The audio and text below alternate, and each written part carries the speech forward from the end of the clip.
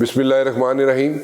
میں ذرا ڈیٹیل میں ایکسپلین کروانا چاہوں گا جناب کہ چیف آف ڈیفنس فورس کا جو عہدہ ہے اس کی رسپانسبلٹیز کیا ہوں گی, یہ عہدہ ان پلیس کیوں لایا گیا, اس کی ضرورت کیوں پیش آئی, اس پہ میں بات کرنا چاہوں گا. اور اس کے ساتھ ساتھ یہ بتانا ضروری ہے کہ چیف آف ڈیفنس فورس کا عہدہ اس لیے بنایا گیا کہ یہ سارے تقریباً سب ممالک میں یہ عہدہ موجود ہے, اور جہاں پہ وار یا آپریشنل کاموں کے لیے یہ عہدہ کئی ممالک میں یہ موجود ہے وہاں پہ, اور ہمارے پاس یہ عہدہ اب یہاں پہ لایا گیا ہے. تھوڑا دیر سے آیا ہے لیکن پہلے آ جانا چاہیے تھا, لیکن دین اگین کوئی فرق نہیں پڑتا. لیکن آپریشنل کاموں کے لیے چیف آف ڈیفنس فورس کا عہدہ ضروری تھا. اچھا, اب اس کا فنکشن کیا ہوگا یہ بھی میں آپ کے سامنے ضرور رکھوں گا, کیونکہ یہاں پہ بہت سی کنفیوژن چل رہی ہے, اور یہاں پہ کنفیوژن یہ چل رہی ہے کہ لوگ اپنی مرضی سے اس کو جناب ٹیلر کر کے لوگوں کے سامنے پیش کر رہے ہیں.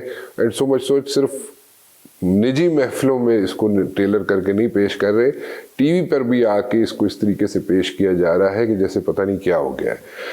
پھر ریپیٹ کر رہا ہوں کہ جناب چیف آف ڈیفنس فورس کا عہدہ کئی ممالک میں موجود ہے, اس کو یہاں پہ پہلے آ جانا چاہیے تھا, پہلے یہ عہدہ بن جانا چاہیے تھا.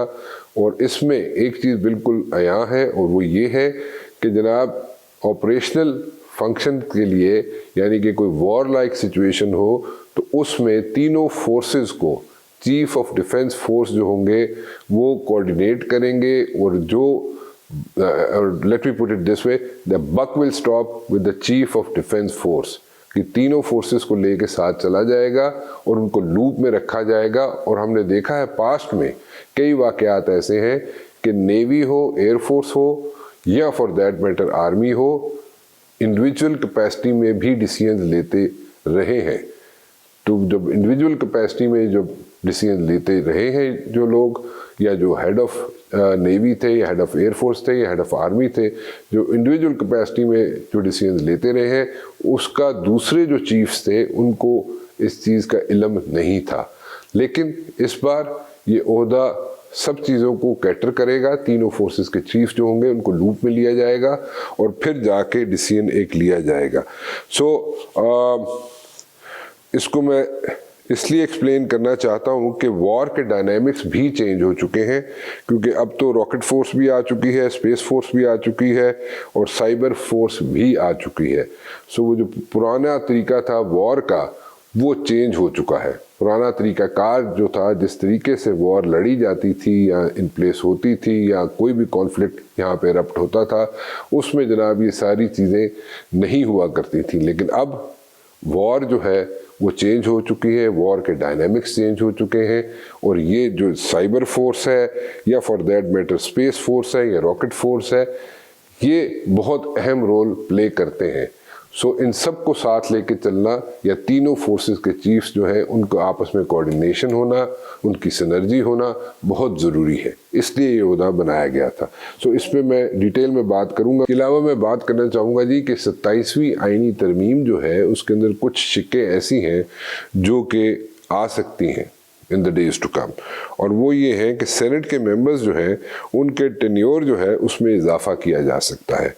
وزراء کی تعداد جو ہے جو 11% سے بڑھا کر, جو پہلے 11% تھی اس کو بڑھا کر 13% پہ لایا جا سکتا ہے. ایڈوائزرز جو ہیں وہ 5 ہوا کرتے تھے, اور اب ان کی تعداد جو ہے وہ 7 ہو سکتی ہے. چیئرمین سینٹ کا جو ٹینیور ہے وہ 5 سال کیا جا سکتا ہے. اور لوکل گورنمنٹ سسٹم جو ہے اس میں پروونسز جو ہیں وہ لوکل گورنمنٹ سسٹم کو ختم نہیں کر سکیں گے, اور ان کو اگر ختم کرنا ہوگا تو وہ مرکزی حکومت ختم کرے گی, اور اس کے ساتھ ساتھ 120 دن سے زیادہ یہ سسٹم مؤخر نہیں رہ سکے گا. اس پہ بھی میں بات کرنا چاہوں گا. میرے ساتھ موجود جناب طارق رشید صاحب, میرے ساتھ موجود ہے جناب جنرل طارق رشید صاحب, فیصل چودھری صاحب, اور راجہ خالد محمود صاحب, جو کہ ڈپٹی اٹارنی جنرل رہ چکے ہیں. جنرل صاحب میں آپ سے شروع کرنا چاہوں گا, ذرا رول بتا دیجئے CDF کا, ٹھیک ہے, تاکہ کلیئرٹی آ جائے, اور یہ اس کی ضرورت کیوں پیش آئی, کیونکہ ڈائنامکس چینج ہو رہے ہیں, وار چینج ہو رہی ہے, وار کا طریقہ کار چینج ہو رہا ہے, جنگ کا طریقہ کار چینج ہو رہا ہے, and it's a different war all together these days, جو کہ کھیلی جاتی, جو کہ لڑی جاتی ہے, سوری. تو وہ اس پہ جناب آپ ذرا اپنی روشنی ڈالیے, آپ کی انپٹ چاہیے جنرل صاحب. دیکھیں رانا صاحب, میں اس میں یہ کہوں گا کہ پاکستان ان چند ممالک میں شاید رہ گیا تھا جس نے یہ system of C D S یا سی ڈی ایف اڈاپٹ نہیں کیا تھا. دنیا کی تمام ملٹریز نے, آپ کسی کا بھی نام لے لیں بشمول انڈیا, جس نے 5 سال پہلے یہ سسٹم اڈاپٹ کر لیا تھا. اب جیسے فیلڈ مارشل صاحب کو چیف آف ڈیفنس فورسز لگایا گیا ہے, اس کا سمپل مطلب یہ ہے کہ جو بھی فورسز ہوں گی, چاہے ایئر فورس, نیوی, آرمی یا راکٹ فورس, یا اگر اس میں سائبر فورس ہے, ان تمام کی جو آپریشنل پلاننگ ہے اس کو یہ سپروائز کریں گے, اور وہ پھر اپنے سروس لیول پہ وہ ایگزیکیوٹ ہوگی. یعنی کہ پلاننگ جو ہوگی وہ سینٹرلائز ہوگی اور ایگزیکیوشن ڈی سینٹرلائز ہوگی. جہاں تک ہماری جو بڑی سروسز ہیں ایئر فورس اور نیوی, وہ کلی خود مختار ہوں گے اپنی سروسز میٹر کو ہینڈل کرنے میں. ان کو پرائم منسٹر لگائیں گے, اپوائنٹ کریں گے, اور وہ بالکل خود مختار ہوں گے اپنی سروس میں رہتے ہوئے تمام پوسٹنگ, پروموشن اور پلاننگ کے. جہاں پہ بات آئے گی نیشنل لیول پہ پلاننگ کی, تو یہ جو سی ڈی ایف ہیں یہ ان کو جوائنٹلی کوآرڈینیٹ کریں گے, پلان کریں گے, اور پلاننگ کے بعد پھر اپنی فورس اس کو ایگزیکیوٹ کرے گی, اور ہر فورس ایک دوسرے کو سپورٹ کرے گی, ایک دوسرے کو کمپلیمنٹ کرے گی, جوائنٹنس لائے گی. جیسے آپ نے دیکھا کہ ہمارے مارکا حق میں اس میں سب سے زیادہ امپورٹنٹ رول جو تھا ہماری ایئر فورس اور ملٹری کی, آرمی کی فائر پاور نے اس میں استعمال کیا, اور ایئر فورس میں اس میں سائبر کمانڈ نے بھی حصہ لیا, کسی حد تک اسپیس بھی اس میں آ گئی, اور انڈیا نے اب لاجسٹک کمانڈ بھی بنا لی ہے, اور سائبر کمانڈ بھی ان کی بنائی ہوئی ہے. تو اس کا مقصد صرف یہ ہے کہ جوائنٹنس لانا اور یونٹی آف کمانڈ ہو. دیکھیں پرنسپل آف وار کا جو پہلا اصول ہے وہ ہے یونٹی آف کمانڈ. تو اس کو سی ڈی ایف کو بنانے سے وہ اصول جو ہے وہ فلفل ہوتا ہے. اور اس میں چلیں ہم نے کوئی دیر تو کر دی, بٹ پاکستان جیسے میں نے شروع میں کہا ہم نے کافی دیر بعد اس سسٹم کو اڈاپٹ کیا ہے, اور یہ بڑی خوش آئند بات ہے. اس سے ہماری تمام سروسز کا, جیسے میں نے نام لیا ان کی جو آپریشنل کمپیٹنسی اور ان کی جو پروفیشنل پرفارمنس ہوگی وہ پہلے سے بہت بہتر ہوگی انشاءاللہ. اچھا, یہ اب مجھے یہ بتائیں کہ آپ نے بڑی کلیئرٹی سے بتا دیا کہ جس کی اپوائنٹمنٹ جو آپ نے ذکر کیا ہے, اپوائنٹمنٹ جو ہوگی وزیر اعظم کریں گے, اس پہ ذرا بتائیے گا, ذرا تھوڑا سا الیبریٹ کریں گے کس کی اپوائنٹمنٹ کیسے وزیر اعظم کریں گے, وہ بھی ذرا کلیئرٹی مل جائے لوگوں کو. دیکھیں ایک تو آپ یہ ذہن میں رکھیں کہ جیسے ہماری مین ہے آرمی, نیوی اور ایئر فورس, اور ایون سی ڈی ایف بھی, یہ منسٹری آف ڈیفنس کے انڈر ہی ہوں گے. جی بالکل ٹھیک ہے. اور منسٹر آف ڈیفنس جو ہے وہ ان تمام معاملات کو دیکھیں گے. اب جیسے فار ایگزامپل ایئر چیف کی اگر ریٹائرمنٹ ہوتی ہے تو نیا ایئر چیف جو ہے وہ وزیر اعظم صاحب ہی لگائیں گے. ٹھیک ہے. اگر نیول چیف کی ریٹائرمنٹ ہوتی ہے تو وہ بھی وزیر اعظم صاحب لگائیں گے, اور وہ اپنے ایئر اور نیول میٹرز پہ ڈائریکٹلی ایڈوائز کریں گے, ان سے بات چیت کریں گے, اور ان سے ان کا انٹریکشن رہے گا. جہاں پہ آپریشنز کی بات آئے گی اور جنگ کی بات آئے گی تو سی ڈی ایف وہ معاملات دیکھیں گے, اور ان کی تمام کی جو سروسز ہماری ہیں, جس میں جیسے ہماری میں نے بتایا آرمی ہے, نیوی ہے, ایئر فورس ہے, راکٹ فورس آئے گی, سائبر فورس آئے گی, ان تمام کے معاملات جو ہیں ان کی پلاننگ پہلے تو اپنے لیول پہ ہوگی, پھر اس جوائنٹلی جو سی ڈی ایف کا ہیڈ کوارٹر ہوگا ان تمام معاملات کو اپروو کرے گا, اور ایگزیکیوٹ پھر اپنے سروس لیول پہ ان کی ہوگی. ٹھیک ہے. اچھا تھوڑا سا آپ بتا دیجئے گا, جیسے جوائنٹ سروسز ہیڈ کوارٹرز ہوتا تھا تو اس میں کیسے ورکنگ ہوتی تھی, کیونکہ ٹھیک ہے ہم لوگ تو سمجھتے ہیں, آپ سمجھتے ہیں, میں سمجھتا ہوں, لیکن میرے خیال ویورز کو اگر آپ ایکسپلین کر دیں کہ جوائنٹ سروسز ہیڈ کوارٹرز کیسے چلتا تھا اور اس کی جگہ کیسے اب یہ ریپلیسمنٹ آئی ہے, تو وہ ذرا مزید لوگوں کو کلیئرٹی مل جائے گی. سر دیکھیں پہلے ہمارا جو عہدہ تھا وہ تھا chairman joint chief of staff committee. جی سر. تو تینوں سروس کے جو چیف آف سٹاف تھے وہ اس کمیٹی کے حصہ تھے, اس کمیٹی کو سپروائز کرتے تھے, اور اس میں کسی حد تک کوارڈینیشن بھی کرتے تھے, بٹ کوئی اس کے پیچھے کانسٹیٹیوشنل یہ بائنڈنگ نہیں تھی کہ تمام سروس جو وہی کریں جو وہ یہ کہہ رہے ہیں. وہ ان کو کمانڈ نہیں کر سکتے تھے, وہ صرف کمیٹی کے سربراہ تھے. بٹ یہ جو چیف آف ڈیفنس فورسز ہیں وہ تمام فورسز کے چیف ہوں گے, اور وہ انہیں اس طرح سے کمانڈ بھی ایک طرح سے کمانڈ بھی کریں گے. لیکن یہ کمانڈ کے اس میں بڑا کلیریفائی کر دیا گیا ہے کہ سروسز کے جو نیوی ایئر فورس کے جو چیف ہوں گے وہ اپنی سروس کو کمانڈ کریں گے. یہ جو کمانڈ ہے یہ صرف آپریشنل معاملات کو, لاجسٹک کے معاملات کو اور وار اسٹریٹجی کو کیسے ایگزیکیوٹ کرنا ہے وہ کریں گی. تو جیسے میں نے پہلے کہا کہ پلاننگ اب جوائنٹلی ہوگی, جو بڑی خوشائند بات ہے, اور ایگزیکیوشن تمام فورسز اپنی اپنی سروس کے لیول پہ اس کو کریں گی. ٹھیک ہے, ٹھیک ہے. رائے صاحب, واٹس رانگ ود اٹ؟ اگر یہ اس طرح کی چیزیں امپلیمنٹ ہو گئی ہیں, do it should have been done like earlier, تو اگر یہ انفراسٹرکچر چینج ہو گیا تو اس میں کیا برائی کیا ہے؟ میں سمجھتا ہوں رانا صاحب کہ کسی طرح کی قطعاً کوئی برائی نہیں ہے. اس سے پہلے آپ دیکھیے کہ کارگل وار میں ہم یہ تلخ تجربہ اس سے گزر چکے ہیں کہ ہماری جو بری فوج تھی اس کا ایک حصہ جا کے کارگل کی پہاڑی پہ بیٹھ گیا. ہماری ایئر فورس, ہماری نیوی کو قطعاً اس کا پتہ نہیں تھا. ایون پرائم منسٹر جو ہے وہ آج تک کہتے ہیں کہ مجھے بھی انفارم نہیں کیا گیا. لیکن یہ جو حالیہ جنگ ہوئی جو 6 مئی سے لے کے 10 مئی تک, اس میں اللہ کا شکر ہے کہ ایک کوآرڈینیٹڈ ایفرٹ تھی جس کے نتیجے میں بھارت کو ہم نے دندان شکست دی.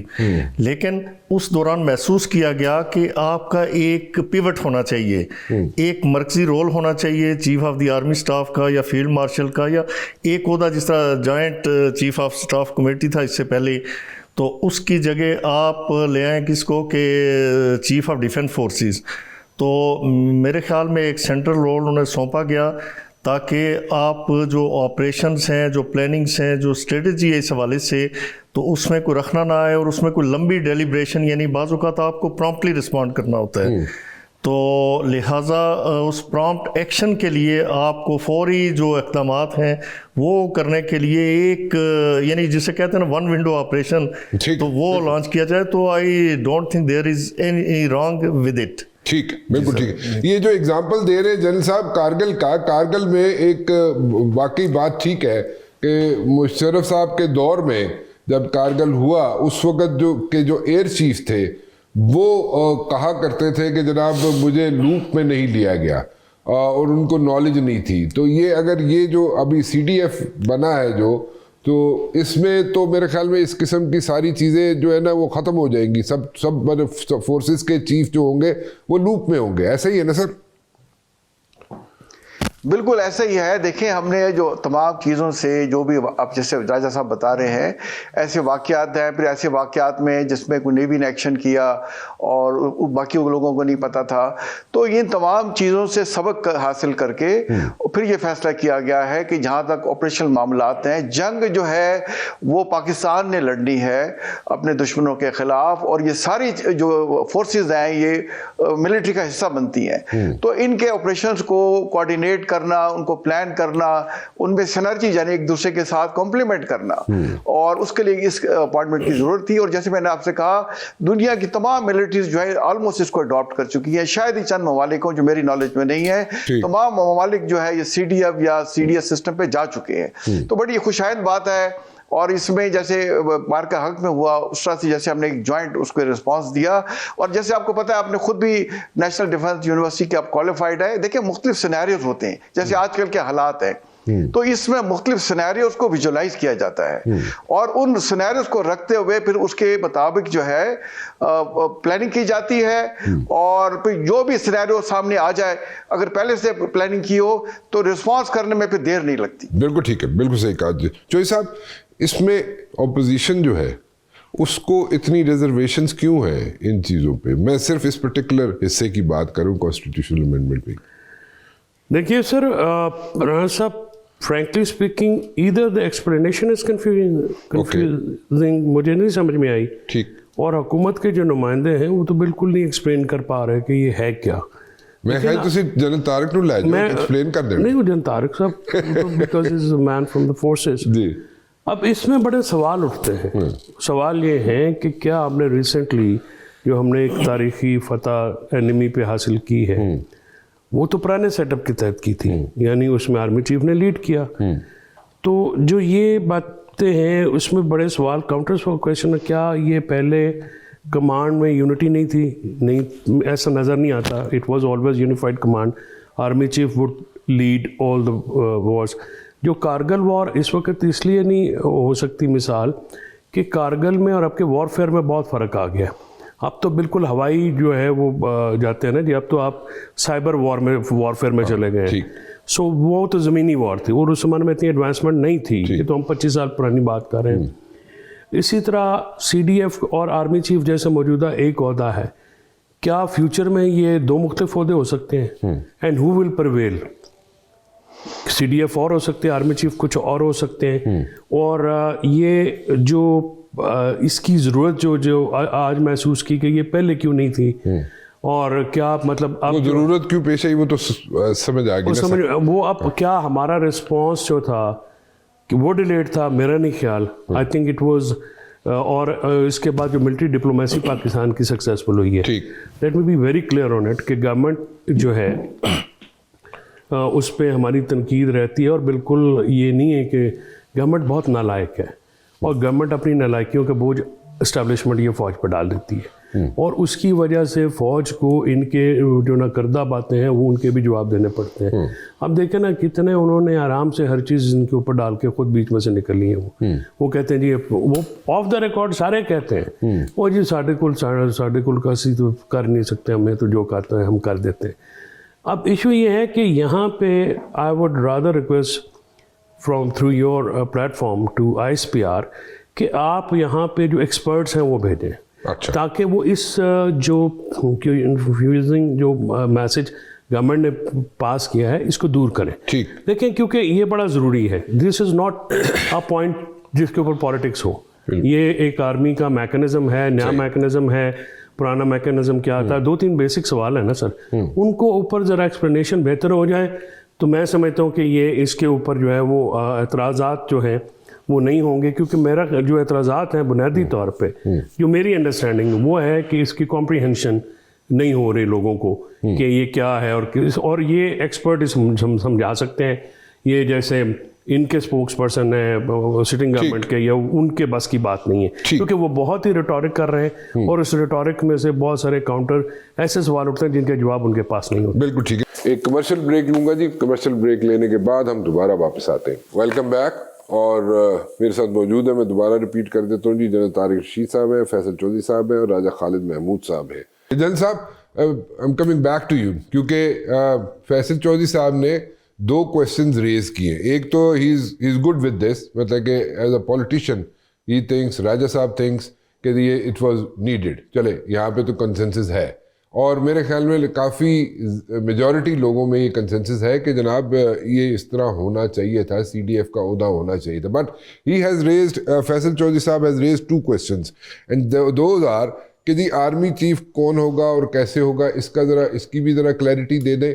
और secondly what he is saying is बड़ा वैलिड रीज़न है इनके पास, फैसल चौधरी के पास, कि भाई इन्होंने पॉलिटिशियंस को इन कैमरा ब्रीफिंग दे दो अगर पब्लिकली नहीं देनी. इसी तो स्ट्रक्चर है ना, ऑर्गेनोग्राम है, उसको सामने एक्सप्लेन करना है पॉलिटिशियंस को हाउ थिंग्स विल वर्क. ठीक है, CDF का ओहदा होगा कैसे होगा, चीफ होगा कैसे होगा. तो ये तो इसमें तो कोई ऐसी बात नहीं है. अगर पॉलिटिशियंस को इन कैमरा ब्रीफिंग दे दी जाए या फॉर दैट मैटर फ्लोर पे ब्रीफिंग दे दी जाए तो मेरे ख्याल में जिनको नहीं भी पता, मेरे तो ख्याल ही मेजॉरिटी पॉलिटिशियन को पता ही नहीं है, लेकिन अगर पता चल जाए तो what's wrong with it. 2 questions to you general साहब. जी, मैं इन सवालों के जवाब आपको देता हूं. देखें राना साहब, इन सवालों पे आने से पहले थोड़ा सा मैं ये कहूँगा कि हम सारे पाकिस्तानी हैं और राजा साहब भी मेरे आपके भाई हैं, फैसल साहब भी मेरे आपके भाई हैं और हमें बिल्कुल हक है एक दूसरे से पूछने का. मैं एक्सप्लेन करता हूँ. देखिए, अब जो CDF का ओहदा जो है ये स्ट्रक्चर कर दिया गया है कि इस तरीके से ऑपरेशनल मामलात एग्जीक्यूट होंगे. पहले स्ट्रक्चर नहीं था. पहले एक कमेटी थी जो कोऑर्डिनेट करती थी और उसके डिसीजन बाइंडिंग नहीं होते थे. अब उसमें जैसे इन्होंने कारगिल साहब की मिसाल दे दी, मैं एक और आपको नेवल की मिसाल देता हूँ. मुझसे जो पर्सनली शेयर की chairman joint chief of staff committee ने, उन्होंने मुझे एक दफ़ा बताया कि इस तरीके से सुनामी आ गई श्रीलंका में, तो नेवी ने गुड फेथ में आके वहाँ पे अपने एक शिप भिजवा दिया. और मुझे chairman joint chief of staff committee ने बताया, उन्होंने कहा कि मुझे खबरों से पता चला इस चीज़ का और मुझे नेवी ने नहीं पूछा. تو اس میں جو تھا وہ کوئی بائنڈنگ نہیں تھی, وہ کمیٹی کے ڈیسیجن تھے. اب اس کو بائنڈ کر دیا گیا ہے, اس کو کانسٹیٹیوشنل کوریج دی گئی ہے اور کمانڈر بنا دیا گیا ہے. ٹھیک, وہ کمیٹی کے چیئرمین نہیں ہے, وہ فورسز کے کمانڈر ہوں گے, ان کے آرڈر پہ ایکشن لینا ہوگا. ٹھیک. اور جہاں تک مثال اسمار کے حق کی دی گئی تو دیکھیں یہ پرسنالٹی بیس تھا. یہ فیلڈ مارشل کی پرسنالٹی تھی کہ انہوں نے خود ایئر ہیڈ کوارٹر چلے گئے, ایئر چیف کو جی ایچ کو بلا لیا اور معاملات کو کوارڈینیٹ کر لیا گیا. یہ مطلب جو تھا پرسنالٹی کے تحت جیسے بیس تھا, کوئی اس میں اسٹرکچرل بات چیت نہیں تھی. اب اس کو اسٹرکچر کر دیا گیا ہے, بائنڈنگ کر دیا گیا ہے کہ آپریشنل معاملات اب چیف آف ڈیفنس اسٹاف کے سیکریٹریٹ یا ہیڈ کوارٹر میں ہوں گے. ٹھیک. اور دیکھیں اس میں جو ہے کہ فیلڈ جو army chief C D F ہوں گے, ایسا ہی ہوگا.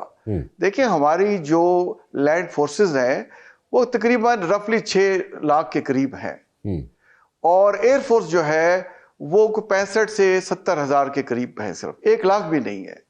اور جو نیوی ہے وہ 30-35 ہزار کے قریب ہے.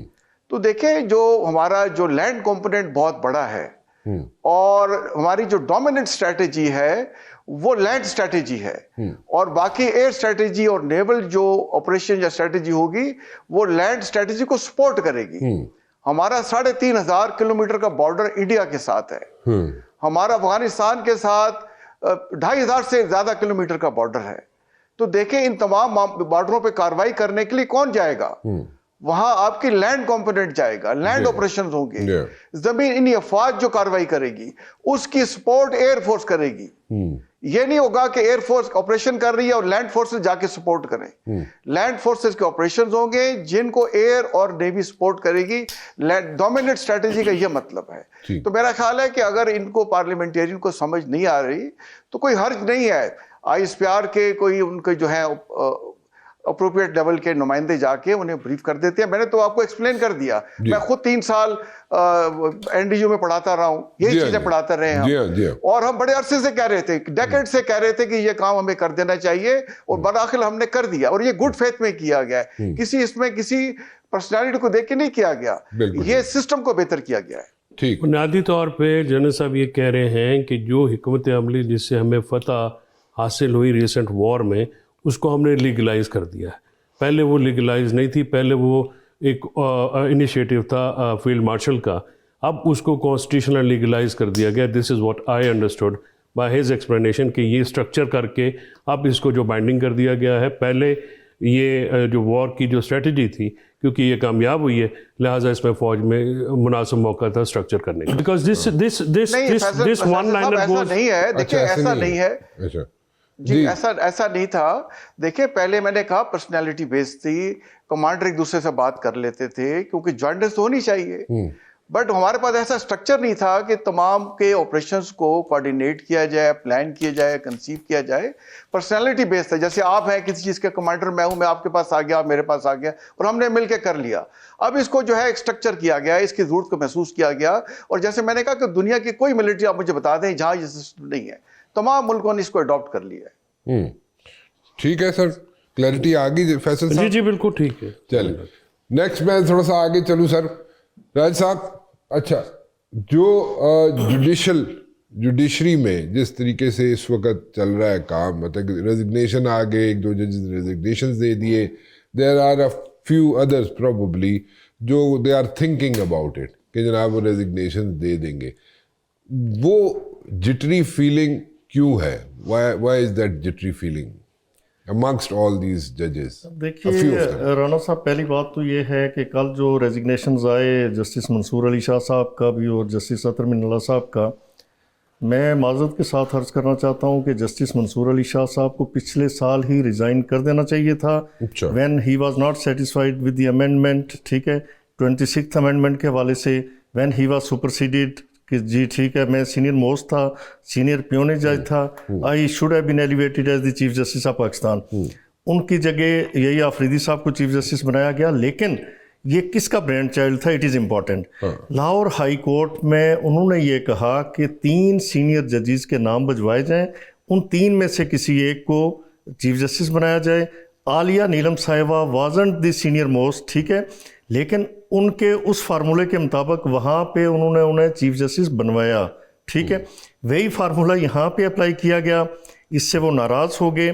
तो चूंकि मैं ज़ाती तौर पे उनकी इज़्ज़त करता हूँ और करता था कि काबिल जज थे, लायक जज थे, उनसे गलती क्या हुई? गलती ये हुई कि ये जो रिज़र्व सीट्स वाला मामला था, अपार्ट फ्राम इट के जी ये सीट्स किसको जानी चाहिए थी, किसको नहीं जानी चाहिए थी, हम उसमें फैक्चुअल कंट्रोवर्सी में नहीं पड़ते, ठीक। लेकिन इम्पॉर्टेंट ये है कि जज को देखना चाहिए कि जी PTI Pakistan Tehreek Insaf wasn't party before the election commission of Pakistan, wasn't party before the Peshawar high court, और फिर सुप्रीम कोर्ट के रूबरू भी पार्टी नहीं थी। कमल शोजब साहिबा इनकी एक लीडर हैं तहरीक इंसाफ की, उन्होंने राजा सलमान अकरम साहब के ज़रिए एक पिटीशन दायर की कि मुझे सुन्नी इताअत कौंसिल की रिज़र्व सीट दी जाए। उनका भी ये नहीं था कि मुझे इसमें पार्टी इम्प्लीट यानी PTI को पार्टी इम्प्लीट किया जाए। अब कानून, ये फैसल भाई मौजूद हैं, अच्छी तरह से जानते हैं, कानून ये कहता है कि आप या तो पहले स्टेज पे एप्लीकेशन देंगे कि जी आई एम नेसेसरी पार्टी, वो सिविल प्रोसीजर कोड का ऑर्डर 1 है, रूल 10 है, उसके तहत आप एप्लीकेशन देते हैं, दूसरी पार्टी से जवाब लिया जाता है, फिर उस पर आर्गूमेंट्स होते हैं, फिर कोर्ट ये डिसाइड करती है कि वाकई आप इम्पॉर्टेंट नेसेसरी पार्टी हैं, आपको इसमें इम्प्लीट किया जाना चाहिए या नहीं। ये कोई प्रोसेस नहीं हुआ। और हुआ ये कि उन्होंने वो फैसला देते हुए, कॉन्स्टिट्यूशन का आर्टिकल है 51, उसका सब आर्टिकल 6, उसकी झैली क्लास है D, वो ये कहती है कि जो इंडिपेंडेंटली इलेक्टेड लोग हैं दे मे join any political party with in 3 days। अच्छा, आपने 15 दिन कैसे दे दिए? मीनिंग देयर बाय कि यहाँ पे आपने कॉन्स्टिट्यूशन को रीराइट किया। फिर आपने मजीद ये किया कि जो बयान हल्फी दे के, एफिडेविट दे के सुन्नी इताअत कौंसिल को ज्वाइन कर चुके थे, उन लोगों को आपने कहा कि अब आप PTI को ज्वाइन करें। इसका मतलब है कि आपने रास्ता खोला उन आज़ाद उम्मीदवारान के लिए फॉर एवर कि जो किसी पॉलिटिकल पार्टी को ज्वाइन करेंगे एफिडेविट दे के, फिर अगर दूसरी तरफ से उन्हें कोई मनफियत बख्श ऑफर आती है तो उस एफिडेविट से क्या मुराद? यानी कोई उन्हें बनाया जाता है, एडवाइजर लेते हैं या मिनिस्टर लेते हैं या कोई और पोर्टफोलियो दिया जाता है, तो वो फिर लोटा क्रेसी और हॉर्स ट्रेडिंग उस तरफ जाएंगे कि वो उस बयान अल्फी से रूगर्दानी करते हुए फिर दूसरी किसी पॉलिटिकल पार्टी को ज्वाइन कर लेंगे ऐवान के अंदर। एक तो हॉर्स ट्रेडिंग का रास्ता उससे खुला। फिर आपने मज़ीद ये किया कि वो जो मैं सबमिट कर चुका हूँ कि CPC को एक तरफ रखते हुए आपने इस पे फैसला दे दिया। अब ये तो हुआ, लेकिन उसके बाद भी आपकी जो ऑब्जर्वेशंस थी मुख्तलिफ औकात में, अच्छा भाई साहब की स्टोरी टेलिंग एबिलिटीज पे मैं अच्छा, तो उसमें उसके बाद फिर उनके पे दर पे जो फैसले आते रहे, काज जिसमें केसेस बेसिकली राज साहब what you are saying is कि जस्टिस मंजूर को चाहिए था कि वो पिछले साल 26वीं आईनी तरमीम जो आई थी उस वक्त रिजाइन कर, यानी मेरा कहना ये है कि अगर आप सिस्टम के साथ नहीं चल सकते, ठीक, आपको वहां पे बैठ के किसी साजिशी ग्रोह का हिस्सा नहीं बनना चाहिए। आप जो स्मूथ फंक्शनिंग है सुप्रीम कोर्ट ऑफ पाकिस्तान की, उसमें रुकावट बन रहे थे। अच्छा, जहां तक जस्टिस अतर मिनल्ला साहब की बात है तो मैं माजरत के साथ अर्ज करता हूं, मैं कल भी कह चुका हूं बहुत सारे चैनल्स पे कि उनका रोल बस डूबियस रहा मुख्तलिफ हवालों से, ठीक है, वो इसलिए कि आप बैठ के वहाँ 6 जजों खतूत लिखवा रहे हैं, खतूतबाजी कर रहे हैं। और मैं अब फैसल भाई उस पार्टी को ज़रा रिप्रेजेंट करते हैं, हमने सुप्रीम कोर्ट में खुद देखा कि जिस तरह लुकमे देते होते हैं कि नहीं आपका कहने का मतलब ये है, वकील को लीड कर रहे हैं कि आप वो बात को जो एस्टेब्लिशमेंट के ख़िलाफ़ जाए, जो हुकूमत के ख़िलाफ़ जाए, जिसमें उन जजेस को, जिन जजेस से ख़त लिखवाया, और ये हकीकत है, लोग ये बिल्कुल जो हमारा मीडिया है उसमें ये बात बिल्कुल तश बाम, ठीक है, so basically आप ये कह रहे हैं letter was written on his इंस्टिगेशंस। आपको अगर नहीं चल सकते ना, आप खामोशी रिजाइन, इससे माजी में होता रहा कि लोगों ने कहा कि हम नहीं, हमें PCO कबूल नहीं, हमें LFO कबूल नहीं, वो रिजाइन करके किनारे होते थे। तो अब जाके उन्होंने इस पे रिजाइन किया, करना था पिछले साल करते जब इसकी बुनियाद रखी गई। 27th अमेंडमेंट में 26 के खतो खाल को दुरुस्त किया गया, ठीक है, ओके, कॉन्स्टिट्यूशनल कोर्ट बेंच था, कोर्ट बन गई। चलो एक छोटी सी ब्रेक लेते हैं जी, ब्रेक के बाद वापस आते हैं। एक छोटी सी ब्रेक के बाद, ब्रेक पे जाने से पहले جو ہم گفتگو کر رہے تھے وہی سے سلسلہ دوبارہ شروع کرتے ہیں. جی فیصل صاحب تسی پہلے تو میں جس پارٹی کو ریپرزینٹ کرتا ہوں رایا صاحب اس پارٹی کے اٹارنی جنرل بھی رہے ہیں اور عدالتوں میں اس کو پی ٹی آئی کے دور میں بھی آپ نہیں رہے؟ رہا ہوں میں, تھوڑا عرصہ رہا ہوں. Thank you. ان کے دور میں تھوڑا عرصہ رہا ہوں. ہاں تھوڑا عرصہ 2.5 سال. لیکن ایک بات کہ جو اٹارنی جنرل تھے نا, جو اٹارنی جنرل تھے خالد محمود خان صاحب, وہ ان کے والد صاحب اپنے پروفیسر این ڈی خان وہ پیپلز پارٹی کے تھے. یہ ان کی مہربانی ہے, یہ ان کی وسعت نظری ہے, وسعت نظری ہے, ہمارے بھائی ہیں جو ہے وہ رکھ. اچھا دوسری بات یہ ہے کہ رائے صاحب جو بات کر رہے ہیں it got nothing to do with this. یہ ساری جو کہانیاں ہیں بنیادی طور پہ منصور علی شاہ صاحب کا رول یہ تھا کہ قاضی فائز عیسیٰ کو ریویو میں وہ واحد شخص تھے وہ واپس لانے والے تھے. ٹھیک ہے. ادروائز تو ان کے نام کا تو چیپٹر ہی نہیں ہوتا سپریم کورٹ. ٹھیک ہے. منصور علی شاہ صاحب جو ہیں وہ but you agree with this thing کہ ان کو پچھلے سال ریزائن کر جانا چاہیے؟ نہیں یہ تو ریزائن کرنا کسی کی اپنا مرضی ہوتی ہے نا. میں کیسے کسی کو مشورہ دے سکتا ہوں؟ راج صاحب مشورہ دے رہے ہیں. نہیں وہ میرے خیال میں راج صاحب کا بھیجا ہے مشورہ کہ ہم انہوں نے جب مناسب دیکھے 27th امینڈمنٹ کو نیٹ لیسلی کیا گیا ہے. 26th امینڈمنٹ نے بندہ قتل کیا, آئین قتل کیا, 27th میں دفن ہو گیا. اب اس ملک میں سپریم کورٹ کو آپ جو ہے ہاں جی ہاں بالکل دفنانا بھی ضروری ہے, لیکن زندہ کرنے کی زیادہ ستائش ہوتی ہے, زندہ رکھنے کی زیادہ ستائش ہوتی ہے. ڈاکٹر وہی اچھا ہوتا ہے جو جس سے شفا ملے, جو موت بانٹے وہ موت کا فرشتہ ہوتا ہے. اب رانا صاحب گزارش یہ ہے کہ ایک ملک میں اسٹرکچر ہے نا, ہم جو ویسٹ منسٹر ڈیموکریسی سے انفلوئنسڈ ہیں, پارلیمنٹ, ایگزیکٹو اینڈ جوڈیشری, یہی تھا. آپ ان کو اگر 2 ججز 3 پسند نہیں تھے تو اس کا یہ مطلب تو نہیں ہے کہ آپ سپریم کورٹ کا ادارہ ہی اڑا کے رکھ دیں. اس وقت سپریم کورٹ جو ہے وہ بطور ادارہ تو نہیں رہی نا, اس کی ساری پاورز جو ہیں وہ ایف سی سی کو چلی گئی ہیں. اور ایف سی سی میں ججز کے اپوائنٹمنٹ کا کرائٹیریا کیا ہے, کانسٹیٹیوشنل بینچ میں کیا کرائٹیریا تھا.